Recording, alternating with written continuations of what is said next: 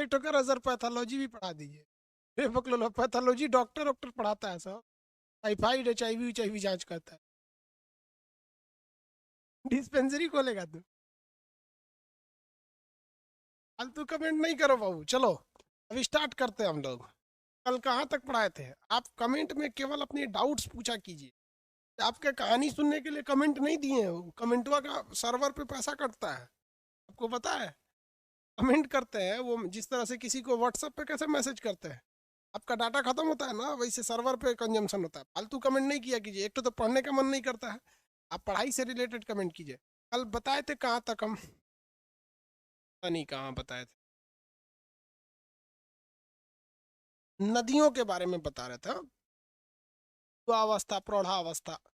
चलिए तो थोड़ा सा आंसर दीजिए, ये क्या चीज़ है?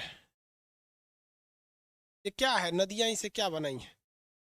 नदियाँ इसको क्या बना दी है? फटाफट आंसर चाहिए।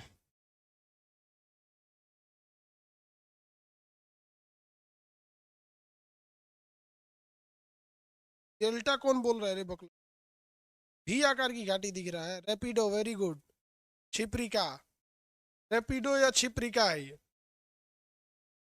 रेपिडो या छिप्रिका है? यह है छिप्रिका या रेपिडो कहिए इसे, रेपिडो या छिप्रिका। ये जब नीचे गिरता है तो ये कौन सा अवनमन कुंड बना लेता है? अवनमन कुंड, एस आकार की घाटी, एस आकार की घाटी। ये क्या है? झरना है, ये झरना जलप्रपात है, बता दिए थे ये जलप्रपात है। ये अवनमन कुंड है, ये एस आकार की घाटी है। जब ये सीधी हो जाती है तो क्या बन जाता है? गोखुर लेक, झील बन जाता है, गोखुर झील। लास्ट में हम आपको कुछ कुछ चीजें समझाए थे, डेल्टा वगैरह। बताइए तो, नदियां जब अपने द्वारा लाए गए कचरा को कम मात्रा में जमा करती है तो उसे रोधिका कहते हैं, ज्यादा मात्रा में जमा कर देती है तो डेल्टा कहते हैं, और जब इसे नदी में गिरा, समुद्र में गिरा देती है तो उसे क्या कहते हैं? जब कभी भी डेल्टा को समुद्र में गिरा दिया जाता है क्या कहते हैं? डेल्टा को समुद्र में गिरा दिया जाता है तो एस्चुरी कहते हैं, वेरी गुड। छोटे साइज के डेल्टा को रोधिका कहते हैं। डेल्टा अगर बहुत छोटा रहेगा तो उसे क्या कहा जाएगा? क्या कहा जाएगा? ठीक है, वेरी गुड, एस्चुरी कहते हैं। बताइए तो कौन सी ऐसी नदी है जो डेल्टा नहीं बनाती है?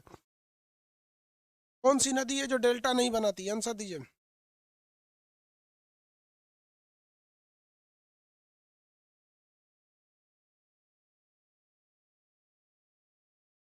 कौन सी नदी है जो डेल्टा नहीं बनाती है? नर्मदा और ताप्ती, बेवकूफ कर रहा है गंगा। अरे भाई गंगा सबसे बड़ा डेल्टा बनाती है। गंगा और ब्रह्मपुत्र का डेल्टा सबसे बड़ा है सुंदरवन डेल्टा। गंगा और ब्रह्मपुत्र का डेल्टा सबसे बड़ा है सुंदरवन का डेल्टा। कौन सा डेल्टा? सुंदरवन का डेल्टा। आगे बढ़े, सुंदरवन का डेल्टा। चलिए अब थोड़ा सा आगे फिर से कंसेप्ट समझा देते हैं, उसको अच्छे से समझ। अब हम केवल नदी के मुहाने की बात कर रहे हैं। नदियां जब आती हैं इस तरह से मुहाने पर, इसका ढलान क्या हो जाता है? एकदम घट जाता है। नदियों का ढलान एकदम घट जाता है।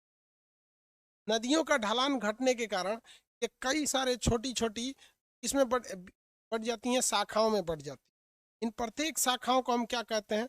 इन्हें हम कहते हैं डिस्ट्रीब्यूटरी या तरीका, डिस्ट्रीब्यूटरी या वितरिका के नाम से जानते हैं।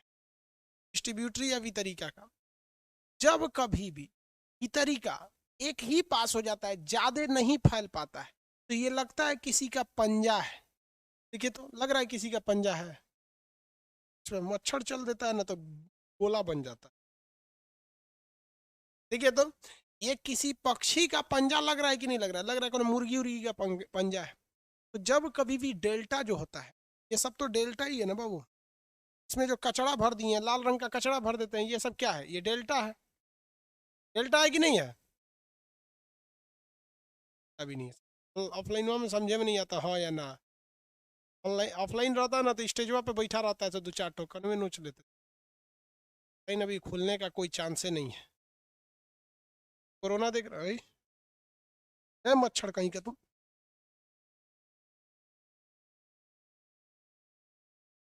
समझे में नहीं आता है, क्लास चल रहा है।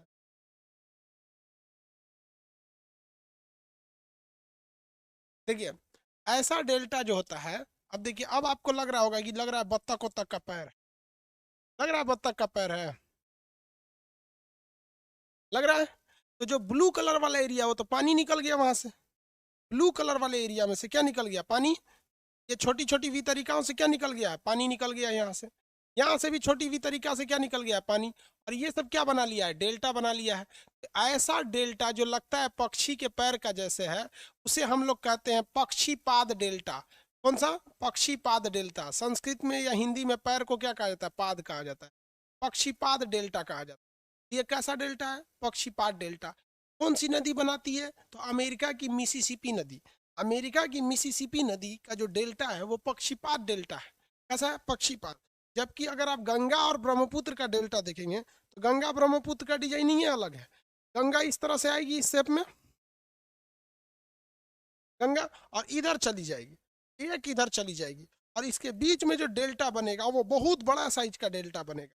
तो गंगा और ब्रह्मपुत्र का जो डेल्टा बनता है, सुंदरबन का डेल्टा, वो बहुत बड़ा साइज का है, लेकिन वो पक्षीपात साइज का नहीं है। तो ये है सुंदरबन का डेल्टा। पक्षी का पैर। अरे मच्छर उच्छर आ जाते हैं सब यहाँ पे, वाह, भगाए कैसे? हम लोग हिंदी मीडियम वाले हैं, हम लोग मच्छरदानी लगा के सो जाते। सीबीएसई वाले को स्प्रे रख ले, छिड़क देता है, सब मच्छर भाग। चलिए स्प्रे वह खत्म हो गया है। ये तो समझ में आ गया आप लोग को डेल्टा का निर्माण। अगर बताइए, हम आपको एक क्वेश्चन देते हैं, इसको बताइए तो हम समझते हैं। ये एक पहाड़ है, ये एक पहाड़ है, पर्वत।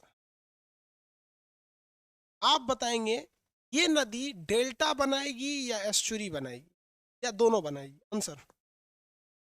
डेल्टा, एस्चुरी या दोनों, क्या बनाएगी? ये नदी डेल्टा बनाएगी, एस्चुरी बनाएगी, या दोनों बनाएगी? क्या बनाएगी?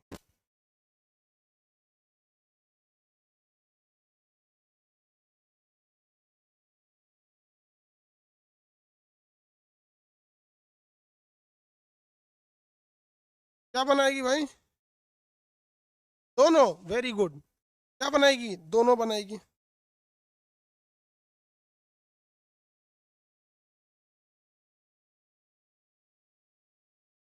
और अगर दोनों और पहाड़ हो गया तब?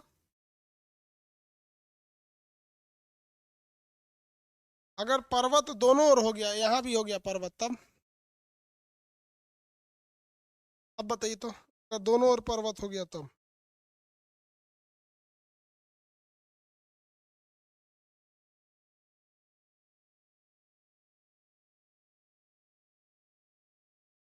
ऐसा टेढ़ा लग रहा था, स्टैंड स्टेट। अगर दोनों ओर बना दिया तो एस्चुरी। ये सारा कचरा को ले आके गिरा देगी नदी में, एस्चुरी बन जाएगा। एस्चुरी बन जाएगा, किसी को कोई दिक्कत नहीं है। नर्मदा और ताप्ती के दोनों ओर पहाड़ है, इसलिए वो सीधे एस्चुरी बना देती है। और गंगा नदी के किसी और पहाड़े नहीं है, गंगा नदी के किधरों पहाड़े नहीं है, तो ये सीधे डेल्टा बना देती है। और गोदावरी की एक और पहाड़ है, एक और नदी है, तो एस्चुरी बनाती है। सबसे बड़ा डेल्टा गंगा और ब्रह्मपुत्र का सुंदरबन डेल्टा। उसी तरह से सबसे बड़ा एस्चुरी किसका है? सबसे बड़ा एस्चुरी कौन बनाती है? सबसे बड़ा एस्चुरी बनाने वाली नदी, सबसे बड़ा एस्चुरी बनाने वाली नदी, एस्चुरी को हिंदी में ज्वार नद कहते हैं, गोदावरी। कौन बनाती है? गोदावरी नदी। कौन सी नदी? गोदावरी नदी। बताइए तो बबुआ।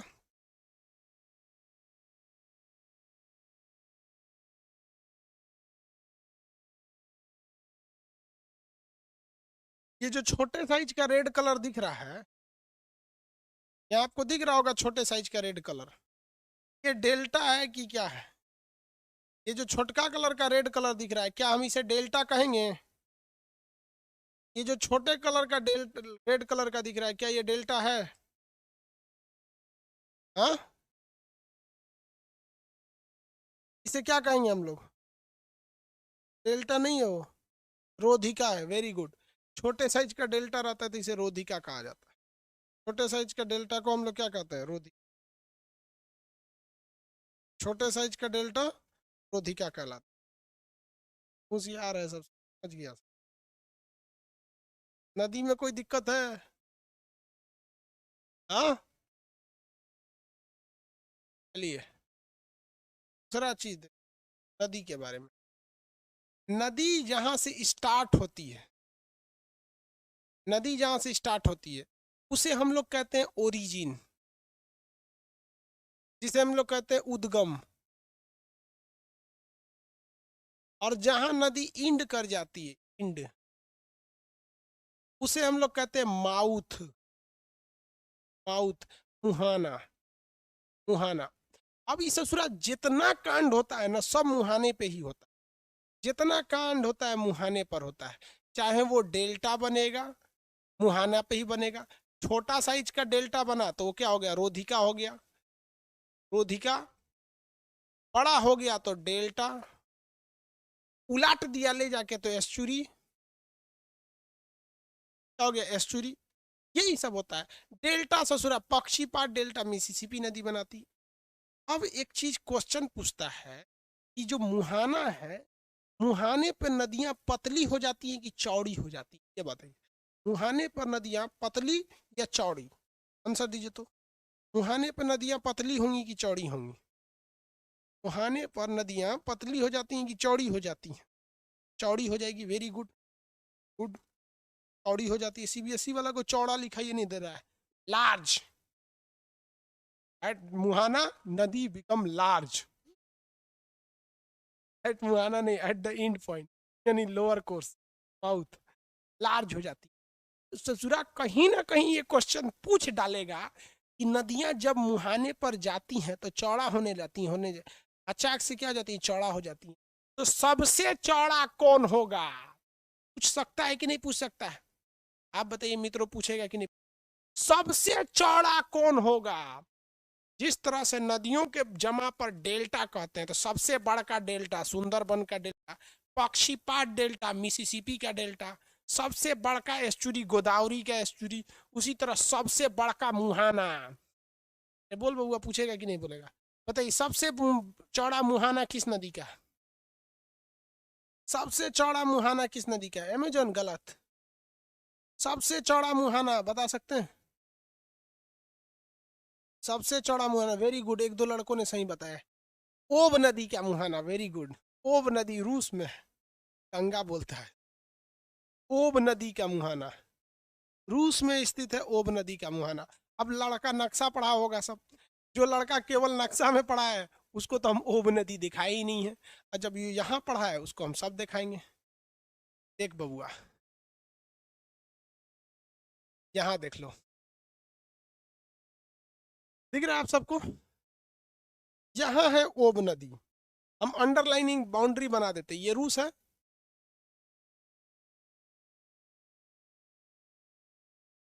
ये है रूस, ये इसकी बाउंड्री है। यहाँ पर जा रही है ओब नदी, आपको दिखेगा ये है ओब नदी, ये ओब नदी गई है, और ये देखिए इतना चौड़ा इसका मुहाना है, ये ओब नदी का मुहाना इतना चौड़ा है। तो सबसे चौड़ा मुहाना किसका? ओब नदी का, जबकि गंगा नदी देखिए ना, इसका मुहाना ही नहीं दिखता है। जबकि सबसे चौड़ा मुहाना है ओब नदी का मुहाना, इतना चौड़ा है। अगर कोई चीज नक्शा में इतना चौड़ा दिख रहा है तो रियलिटी में वो बहुत बड़ा होता है। सबसे चौड़ा मुहाना ओब नदी का मुहाना। अब देखिए, यूपीएससी में एक बार क्वेश्चन पूछा था कि दुनिया में सबसे बड़ा मुहाना बनाने वाली नदी ओब नदी है, जो रूस में बहती है। यह किस दिशा में बहती है? तो भैया ये दिशा में बहती है दक्षिण दिशा से उत्तर दिशा में, नॉर्थ डायरेक्शन में बहती है। देख लो बबुआ, किस डायरेक्शन में बह रही है? नॉर्थ डायरेक्शन में बह रही है। किसी को कोई दिक्कत है? इसलिए कहते हैं नक्शा भी क्लास कीजिए, वो भी जरूरी है, और थ्योरी भी कीजिए, वो भी जरूरी है। जिन्होंने खाली थ्योरी कर लिया, नक्शा नहीं कर रहा, वो दिक्कत है, अब दोनों में एडमिशन बंद है। आगे समझे? हाँ, साउथ टू नॉर्थ मतलब जिधर जा रहा होता है बस उधरे ध्यान दिया जाता है। ओब नदी का मुहाना उत्तर में। आगे बढ़े। अब सवाल एक आता है, देखिए ध्यान से, कि ससुरा नदी सब जाके कहाँ गिरती हैं? सब A to Z नदियां समुद्र में जाके गिर जाती हैं, कहीं ना कहीं से समुद्र में गिरती है। और अगर समुद्र में नहीं गिर पाती हैं तो वो किसी सहायक नदी में जाके मिल जाए। जैसे यमुना समुद्र में नहीं जाती है तो गंगा में पानी डाल देती है इलाहाबाद में, और गंगा ले जाके उलाट देती है। तो हमको सवाल एक बात नहीं समझ में आया कि दुनिया की जितनी भी बड़ी बड़ी नदियां हो गई, चाहे यहाँ की लॉरेंस नदी हो जाएगी, हडसन नदी हो जाएगी, कोलोराडो नदी हो गई, मिसिसिपी, मिसौरी, या फिर टेनेसी नदी हो गई, यहाँ से अमेजोन नदी हो गया, नील नदी हो गया, नाइजर हो गया, ये लिम्पोपो, जितनी नदियां हैं ससुराल, A to Z दुनिया की नदियां कहीं ना कहीं से आके सब समुद्र में गिर रही हो, चाहे वो अरब सागर में गिरे। आपने कभी गौर किया, ये नदियों का पानी खारा नहीं होता, लेकिन समुद्र का पानी नमक जैसा होता है, खारा होता है, पी लेंगे तो सबसे ज्यादा तबीयत खराब हो जाएगी। समुद्र का पानी नहीं पीता आदमी कोई, ये पानी समुद्र का पूरा खारा होता है, समुद्र का पानी। तो बताइए, चुचुरा नदी का पानी मीठा यानी पी सकते हैं, समुद्र का पानी खारा, ऐसा क्यों? समुद्र का पानी खारा क्यों? इसका पीडीएफ कब मिलेगा? सैटरडे को। इसका पीडीएफ सैटरडे को मिलेगा। हाथ से लिखा हुआ पीडीएफ हम अभी भी दे सकते हैं, लेकिन वो टाइप करवा देते हैं ना, वो अच्छा रहेगा आप लोग के लिए, उसमें फोटो वोटो ठीक बनता है। समझ में आएगी नहीं? आप किसी को दिक्कत? देखो बाबुआ, दिख रहे हैं कि नहीं दिख रहे हैं जी हम? नदी उदी दिख रहा होगा, छोटा छोटा नदी है। देखिए, ऐसा क्यों होता है? दुनिया में हर चीज, किसी भी चीज के सरफेस पे नमक पाया जाता है। सबसे ज्यादा पूरी दुनिया पे नमक सबसे ज्यादा पाया जाता है, कहीं पे भी। आप अपना हाथ चाट के देखिए, नमकीन लगेगा, लगेगा। आंसू पी के देखिए, नमकीन लगेगा। बचपन में नकटी निकाल के खाए होंगे, नमकीन लगेगा। भैंस चाट के देखिए, नमकीन लगेगा। सड़क चाट के देखिए, जमीन पे नमकीन लगेगा। किसी का घर द्वार चाटिए, नमकीन लगेगा। नाली मतलब ढक्कन वक्कन कहीं सड़क चाट लीजिए, घर मतलब कुछ चाटिएगा, आपको नमकीन लगेगा। हर जगह नमक की मात्रा अवेलेबल है, NaCl हर जगह अवेलेबल है।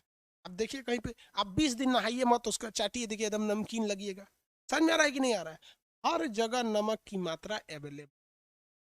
जब कभी भी बारिश होता है, बात समझो ध्यान से, जब कभी भी बारिश होता है तो ये बारिश इतना ज्यादा होता है कि पूरी जमीन को भीगा देता है। ऐसा थोड़ी होता है कि बारिश होगा तो आपका घर नहीं भीगेगा। आपके घर पे बारिश होगा, पूरा नमक को वो बारिश क्या करेगा, अपने साथ पोंछ के लेके चल जाएगा। सड़क पोछ देगा, भैंस गाय गोरू जितना चीज है, सड़क दीवार मिट्टी सब खेत उत को बारिश पोछ देगा। उसके ऊपर उपस्थित सारे नमक को बारिश उठा के लेके चला जाएगा नाली में। नाली जाके मिलेगा नहर में, नहर जाके मिलेगी नदी में। यानी पूरे शहर का नमक, पूरे भारत का नहर, जितने भी शहर हैं, जितने भी राज्य हैं, भारत है, जितना भी देश है, सबका नमक नालियों के रास्ते, नहर के रास्ते नदी में आ गया। और उस सारे नमक को नदी उठा के कंटिन्यूअसली पटक देती है समुद्र में ले जाके। अब बेचारा समुद्र कहाँ पटके, तो चुपचाप यहीं रह जाता है। समझ में आ गया कि नहीं आ गया? जी कोई दिक्कत है? नदी अपना नमक ले जाके फेंक देती है, चल ससुराल जा। ये नदी में नमक कम रहता है, क्योंकि नदी का नमक केवल अपने भर का रहता है। समुद्र में तो पूरी दुनिया का नमक है, वहां पे फेंक देती है, तो समुद्र का जल क्या हो जाता है, खारा हो जाता है। अब वो नमक पता नहीं किसके पसीना से बना है कि किसके पोंटा से बना है, कोई नहीं जानता। समुद्र का जल खारा हो जाता है। क्वेश्चन पूछा हुआ है कि समुद्र के खारेपन का मुख्य कारण क्या है? तो नदियों द्वारा ले आए गए सिल्ट या अवसाद या कचड़ा के द्वारा निक्षेपण, कचड़ा को क्या कर देती है, निक्षेपण कर देती है। समझ में आ रहा है कि नहीं आ रहा है? किसी को कोई दिक्कत है? समुद्र का पानी खारा क्यों होता है? किसी को दिक्कत नहीं? अब जब मेंस का एग्जाम दीजिएगा, चाहे आप PCS का या फिर UPSC का, उसमें सब चीज़ लिखिएगा। टोपोग्राफी जब बनेगी ना, सब चीज, नदियों का कोर्स कहाँ से शुरू हुआ था, अपक्षय, अपर्दन, निक्षेपण, छिप्रिका, छिप्रिका से V आकार की घाटी, गार्ज, कैनियन, I आकार की घाटी, छिप्रिका, नीचे उतरा था तो झरना, जलप्रपात, अवनमन कुंड, S आकार की घाटी, प्राकृतिक तटबंध, और यहाँ से हो जाएगा गोखुर झील। उसके बाद से कई भागों में बढ़ जाएगी तो क्या हो जाएगी, वितरिका, वितरिका के बाद रोधिका, रोधिका के बाद डेल्टा, डेल्टा के बाद एस्चुरी बनाइएगा, एस्चुरी के बाद सारा खारा पानी ले जाके फेंक दीजिएगा समुद्र में, कर दीजिएगा समुद्र खारा हो गया, समुद्र का पानी खारा। और उसी को नमक छान के बना दीजिए पतंजलि नमक, शुद्ध समुद्र का नमक। कौन चीज लिख दीजिए उस पर, किसी को कोई दिक्कत नहीं है। ये हो गया आपका नदी द्वारा निर्मित स्थलाकृति। सबसे ज्यादा डेल्टा, बड़ा डेल्टा, छोटा डेल्टा, पक्षीपात डेल्टा, मुहाना वहाना सब खत्म हो गया नदी से related. All topography made by river has been completed by Khan sir in this application class. Understand all my CBSE dear student what I am saying? चलिए, CBSE वाला खुश हो जाता है। पूरी इंडिया में जितना CBSE बोर्ड को हम फेमस किए, उतना कोई नहीं फेमस।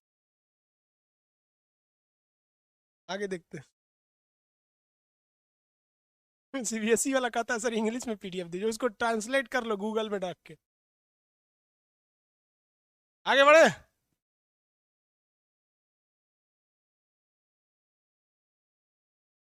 सर बायोलॉजी का एडमिशन ले लीजिए, चुप शांति से बैठल रहो। अब पढ़िए लेगा सब तो बेरोजगार कौन रहेगा। अब हम लोग पढ़ लेते हैं। इस समुद्र में जल भी तो शांत बैठा नहीं है। समुद्र का भी जल हिचकोले मार रहा है, इसे लहरें मार रही हैं। और जब लहरें चलेंगी समुद्र की लहरें, तो ये समुद्र की लहरें चलती क्यों हैं? क्योंकि पृथ्वी भी क्या कर रहा है? घूम रहा है। पृथ्वी क्या कर रही है? घूम रही है। पृथ्वी के घूमने से एक झटका लगता है, जिस झटका को हम कोरियोलिस बल कहते हैं। तो समुद्री लहरें 3 वजह से घूमती हैं। एक कोरियोलिस बल, पृथ्वी का घूर्णन, और अगर पृथ्वी घूमना बंद भी कर दे या समुद्री लहरें न भी चलें, कोरियोलिस बल न भी लगे, तो हवाएं जब ऊपर से चलेंगी तो समुद्र को ले जाएंगे। तो समुद्र के द्वारा भी कुछ न कुछ टोपोग्राफी या स्थलाकृति का निर्माण होगा। लेकिन यह स्थलाकृति बीच समुद्र में होगा ही नहीं, कि बीच समुद्र में तो समुद्र में केवल जल होता है। जब भी स्थलाकृति का निर्माण होगा तो समुद्र के किनारे ही होगा। किसके किनारे होगा? समुद्र के किनारे। बढ़े।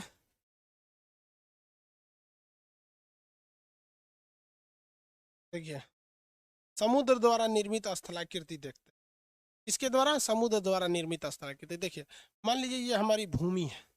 ये क्या है? भूमि है, जमीन है। ये जमीन है इस तरह से, किसी को दिक्कत नहीं। ये जमीन है, यहाँ बना देते हैं जमीन, इसको डार्क कर देते हैं ताकि आपको अच्छे से समझ में आएगा। ये डार्क वाला एरिया क्या है? जमीन है, इस पे हम लोग रहते हैं। ये भूमि वाला एरिया हो।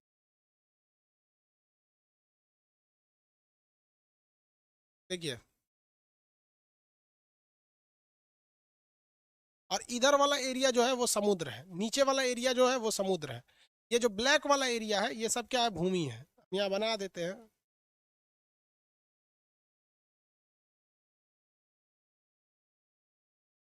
चलिए, अब समझ में आ रहा है। जितना ब्लैक किए हैं ये तट है, समुद्र है। अब पूरा ब्लैक नहीं करेंगे, अब इसको ऐसे ऐसे साइड मार देते हैं। ये क्या चीज है भैया? भूमि है। और नीचे का पूरा एरिया क्या है? समुद्र है। नीचे का एरिया समुद्र है, नीचे ये समुद्र है। किसी को दिक्कत? ये सारा एरिया समुद्र है, इसमें पानी भरा हुआ है। किसी को दिक्कत? ये सब समुद्र का एरिया, पानी भरा हुआ है। इसमें अब नदी में स्थलाकृति का निर्माण कैसे होगा? जितने भी एस्चुरी आपने फेंका है, नदियों ने जितनी भी एस्चुरी को बना बना के फेंका है, वो सारी की सारी एस्चुरी आगे जाकर कचड़े का निर्माण करेगी। और समुद्र में पाए जाने वाले कचड़ा को हम ले इसे मिटा दिए, पूरा लो ले। समुद्र में पाए जाने वाले कचड़ा को हम लोग क्या कहते हैं? सिल्ट कहते हैं। समुद्र में पाए जाने वाले कचड़ा को सिल्ट कहते हैं। इसको मिटाए हैं तो इसको लगाए कि हम मिटा रहे हैं। अरे भाई, आप समझ रहे हैं ना कि ये भूमि है? सब लोग समझ रहे हैं ना? ऊपर काला वाला क्या है? भूमि है। तो समुद्र में पाए जाने वाले कचड़ा को हम क्या कहते हैं? सिल्ट कहते हैं। समुद्र में पाए जाने वाले कचड़ा को सिल्ट कहा जाता है। क्या कहा जाता है? सिल्ट कहा जाता है। तो समुद्री लहरें जो समुद्र में उपस्थित कचड़ा है, इस पर कंटिन्यूअस फोर्स लगाती रहती हैं, कंटिन्यूअस फोर्स लगाती है। समुद्र में बहुत सारे कचड़े होते हैं, समुद्री कचड़ों को क्या कहा जाता है? सिल्ट कहा जाता है। तो ये जितना रेड कलर वाला देख रहे हैं ये सब क्या है? सब भाई ये सब के सब है, सब सिल्ट है। क्या है? सिल्ट है। तो समुद्री लहरें इन सिल्ट को क्या करती हैं? ढकेलती रहती हैं, ढकेलती रहती हैं यहाँ पर। और ये सिल्ट लगातार आगे बढ़ रहा होता है। आगे बढ़कर ये क्या करती हैं? इस सिल्ट को उठाकर ढकेल ढकेल ढकेल के तट पर लगा देती, तट पर लगा के जाम कर देती। जब ये जाम कर देती हैं तो इसके पीछे एक झील का निर्माण हो जाता है। इसी झील को कहते हैं लैगून झील। कौन झील? लैगून झील। बड़ी नाम सुने होंगे, लैगून झील। समुद्र के किनारे बनने वाले झील को हम लैगून झील के नाम से जानते हैं। समुद्र में बनने वाले समुद्र के किनारे बनने वाले झील को हम क्या कहते हैं? लैगून झील कहते हैं। कौन सा झील? लैगून झील।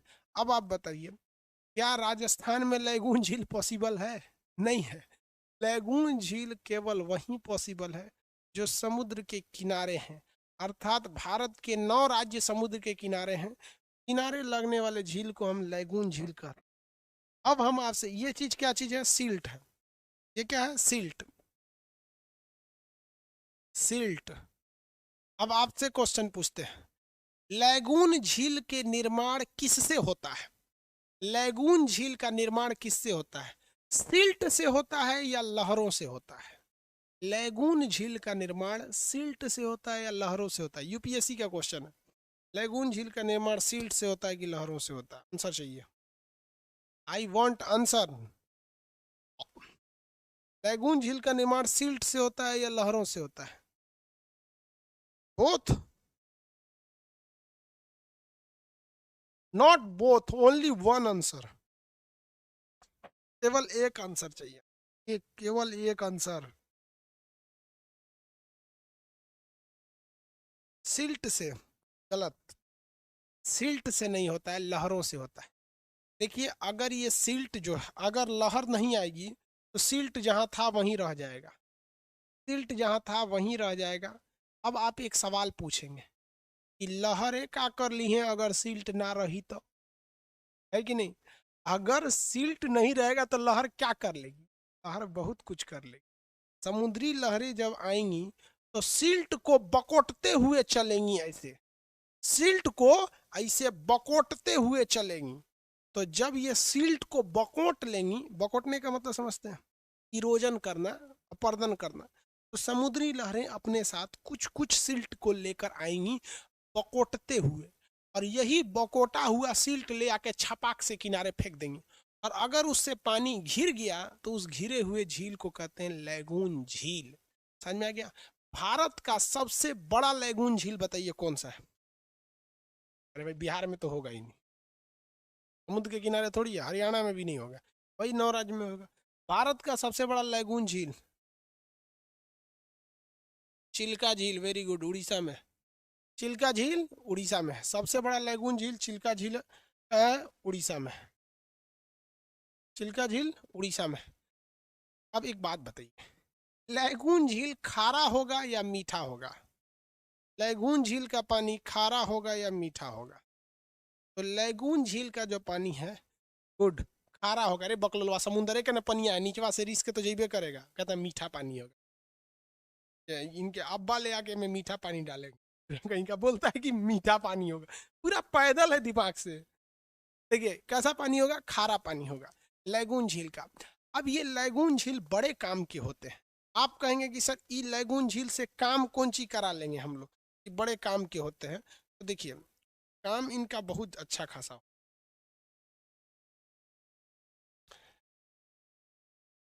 लैगून झील से क्या काम होता है? एक चीज अगर आप देखिए कि हम यहाँ एक बंदरगाह बनाते हैं, बंदरगाह समझते हैं लोग, सी पोर्ट। हम यहाँ एक सी पोर्ट बना देते हैं, ये है सी पोर्ट। ये एरिया पे हम क्या बना दिए हैं? सी पोर्ट बना दिए हैं। अब ये सी पोर्ट ठीक है तब तक जब तक कि कोई सुनामी वगैरह नहीं आया है। ये वाइट वाला जो सी पोर्ट बनाए हैं तब तक ठीक है जब तक कोई सुनामी वगैरह नहीं आया है। लेकिन बाई दी वे तूफान या सुनामी आएगा ना तो धड़ाम से मारेगा, सी पोर्ट उधिया जाएगा। सी पोर्ट क्या हो जाएगा? उधिया जाएगा। तो सी पोर्ट उधिया जाएगा, सामने अगर रख देंगे तो उधिया जाएगा। सीबीएसई वाला समझता है उधिया जाने का मतलब जी बोला जाता है उधिया, destroy, completely destroy suddenly by air is known as उधिया जाना। ये सी पोर्ट क्या हो जाएगा? उधिया जाएगा, कंप्लीट डिस्ट्रॉय हो जाएगा। ये सी पोर्ट को हम सेफ नहीं मानते हैं, सुरक्षित नहीं मानते हैं। इसलिए हम लोग लैगून झील का सहारा लेते हैं। हम लोग किसका सहारा लेते हैं? लैगून झील का सहारा लेते हैं। हम लोग क्या करते हैं? बंदरगाह को इस लैगून के अंदर बना देते हैं, यहां बना देते हैं। आप कहेंगे कि खान सर पगला गए यहाँ हम लैगून बना दिए तो जाएगा आदमी कैसे? क्योंकि अगवा तो बंद करके रख ले है सील्ट, इसमें जाएगा कैसे? तो इसके लिए हम लोग प्रयोग करते हैं रोधिका का। किसका? रोधिका का। यहां से इसको थोड़ा सा जेसीबी लगा के कोच काच के खत्म कर देते, हल्का सा इसको फोड़ के हम लोग खत्म कर देते हैं। तो इसे हम लोग कहते हैं प्रवेश द्वार। क्या कहते हैं? ज्वारीय प्रवेश द्वार। इस यहां से हम लोग एंट्री कर देते हैं और इसको ऐसे हल्का कर देते हैं और उसके बाद अंदर बनाते हैं हम लोग बंदरगाह, ये वाला बंदरगाह। अब बताइए, पानी वाली जो जहाज आती है वो पानी वाली जहाज इस लैगून से एंट्री करके इस तरह से जाती है, इस तरह से जाती है। और अगर कभी गलती से सुनामी आ भी गया तो इधर ही रहेगा, इधर ही रहेगा। और सुनामी घुस के हैंगा थोड़े कहेगा किधर है रे, बंबई बंदरगाह फोड़ देंगे तोरा, कहाँ है रे, ऐसे थोड़े कहेगा वहां पे। अरे भाई बच जाएगा वहां। समझ में आएगा कि नहीं? क्या बहुत काम का ये चीज होता है लैगून झील। किसी को कोई दिक्कत है लैगून झील में? समझ में आ रहा है कि नहीं आ रहा है? लैगून झील का निर्माण में सबसे महत्वपूर्ण भूमिका लहरें निभाती हैं। सिल्ट भी जरूरी है बट प्राइमरी नहीं है, वो क्या है, जरूरी है। जैसे क्लास लेने के लिए कैमरा जरूरी है कि खान सर? भैया जरूरी तो दोनों है। खान सर रहेंगे, कैमरा नहीं रहेगा तो ऑफलाइन पढ़ा देंगे, मोबाइल से क्लास लगा देंगे। समझे? क्या करो लोग, हिंदी मीडियम वाला भी सोचता है सब ना, खान सर सीबीएसई वालों को ज्यादा मानते हैं। वो भी इंग्लिश में रिप्लाई करता है। एगो लिखा है, हम पूछे समझे तो कह रहा है यो सर। देखो ये हिंदी मीडियम वाला है, ये खुद को सीबीएसई वाला बनना चाह रहा है। देख रहा है सर ज्यादा मानते हैं उन सबको, यो सर, यो सर। अपने रहो ना, सियार हो तो सियारे रहो, कौआ कभी मोर नहीं हो सकता है, कौआ हो तो कौए रहो। चलिए यहाँ तक समझ में आ गया समुद्री लहरें। समुद्री लहरें और भी बहुत सारे कांड को करती हैं। मजा आ रहा है बबुआ पढ़ने में? लैगून झील वगैरह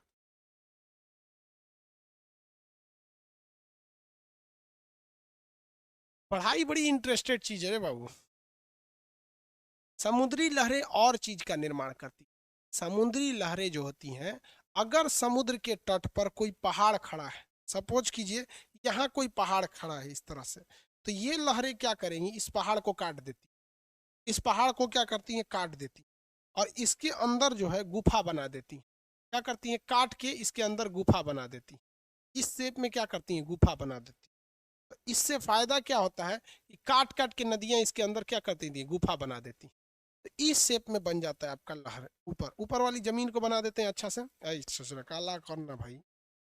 ये देखिए, ये जो भूमि थी इसमें से क्या कर दी नदियों ने, ये समुद्री लहर ने काट दिया और इसमें क्या बना दिया, गुफा बना दिया। अब आप बताइए ये गुफा का काम क्या है, गुफा कैसे क्या कर सकते हैं, इस गुफा में क्या कर सकते हैं बोलिए, कुछ कर सकते हैं? इस गुफा का काम जासूसी के लिए आदमी कर देता है। हमारी जो नौसेना जो होती है, नौसेना, तो नौसेना की जहाजों पर हमेशा दुश्मन जो देश होते हैं वो नजर रखे रहते हैं। नौसेना के जहाजों पर दुश्मन के देश नजर रखे रहते हैं। तो इसके ऊपर क्या करता है आदमी, कटरैन छा देता है इस तरह से। कटरैन समझते हैं? करकट, कटरैनो नहीं समझता है, करकट, एस्बेस्टस छा दिया जाता है। और नौसेना की जितनी भी पनडुब्बियां हैं जो पानी के अंदर रहती हैं, वो डीजल भरने के लिए बाहर आएंगी। अब मान लीजिए यहाँ डीजल भरने के लिए आ गई, तो चाइना सेटेलाइट से देख लेगा भैया भारत के पास 16 गो पनडुब्बी है, 10 गो डीजल भर रही है, यानी 6 गो समुद्र में है, अब हमला कर दो। इससे अच्छा कि ऐसे कटरैन छा दीजिए, अब पनडुब्बी को अंदर ले आ दीजिए, पनडुब्बी को क्या कर दीजिए, अंदर लेके चले जाइए यहाँ पर, आप आराम से क्या रहेंगे, सुरक्षित रहेंगे। समझ में आ गया कि नहीं? उसके ऊपर से भी कटरैन छाने की जरूरत भी नहीं है, क्योंकि नदियां जो होती हैं पहाड़ को बस नीचे से काटती हैं, ऊपर से पहाड़ रहता ही है। वो तो नीचे से नहीं से काट दिया, तो पनडुब्बी को नीचे घुसा दीजिए, ऊपर पहाड़ रहेगा। ये सेना के अड्डा बनाने के लिए समुद्री गुफाएं बहुत ज्यादा जरूरी होती हैं। समुद्री गुफाएं कौन बनाता है? समुद्री गुफाएं, समुद्री गुफा कौन बनाता है? समुद्री लहरें बनाती।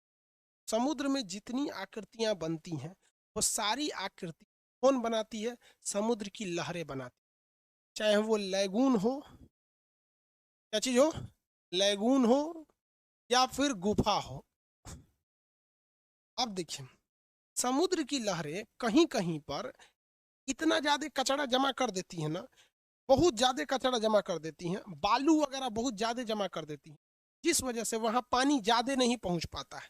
तो समुद्र की लहरें कहीं कहीं बालू जमा कर देती, बहुत ज्यादा मात्रा में बालू जमा कर देती। इस बालू जमा करने की वजह से वहां का जो जमीन होता है ज्यादा गहरा नहीं होता, उथला हो जाता है, इतने पानी ये रह पाता है, ज्यादा गहरा नहीं हो पाता है, तो बड़ी और खतरनाक मछलियां वहां नहीं जा पाती हैं। तो जिसको हम लोग पुलीन कहते हैं, क्या कहते हैं? पुलीन। क्या कहेंगे? पुलीन कहेंगे। इंग्लिश मीडियम वाला इसे बीच कहता है, बीच, जिसपे मरियाना बीच बहुत फेमस है, यहीं आदमी नहाने जाता है। चल जाइएगा ही घचाक से में, तो बहुत गहरा होता है, चल जाएंगे अंदर है और हमें कोनो मछली उछली आके खा जाएगी। तो हमेशा नहाने के लिए हमें कहाँ जाना चाहिए? पुलीन पर, यानी बीच पर जाना चाहिए। समुद्र के किनारा को पुलीन कहते हैं और नदी के किनारा को तट कहते हैं। इन पढ़ने वाले लोग सबको तट कह देते हैं, ऐसा नहीं है, पुलीन कहा जाता है, बीच। जैसे जुहू बीच बहुत फेमस है, बाघा बीच गोवा का फेमस है, जुहू बीच चौपाटी बीच या मुंबई का फेमस है, मरियाना बीच चेन्नई का फेमस है, और अक्षा बीच ये भी मुंबई का है। गाना था ना, तुझे अक्षा बीच घुमा दूंगा चलती क्या, चाचा की चाय पिला दूंगा चलती। क्या नहीं कहता है कि तुझे लैगून झील घुमा दूंगा चलती क्या, जानता है जो आचाक दे मरिए जाएंगे उसमें, समझ में आएगी नहीं आएगा? तो बीच पर रहना चाहिए, गोवा वाले बीच। बफरिंग कर रहा है भाई, सोच रहा बफरिंग कैसे कर दिया? बफरिंग नहीं करो भाई। किसका किसका बफरिंग कर रहा है यार? बफरिंग नहीं कर रहा है जी।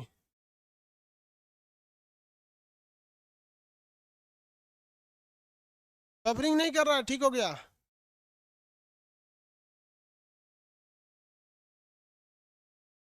ठीक हो गया, ठीक हो गया, ठीक हो गया कि नहीं? हाँ बफरिंग नहीं कर रहा है, ठीक हो गया। अरे बाबा ठीक हो गया तो बोलो, नहीं तो बफरिंग अभी भी कर रहा है तो बोलो, हम अभी कैमरा के आगे नहीं है, ठीक हो गया। ठीक हो गया, बफरिंग होगा तो कोई उपाय नहीं है, हम ही सब देख रहे हैं, ऑपरेटर ही नहीं है। सब काम हम थोड़ा थोड़ा कर लेते हैं।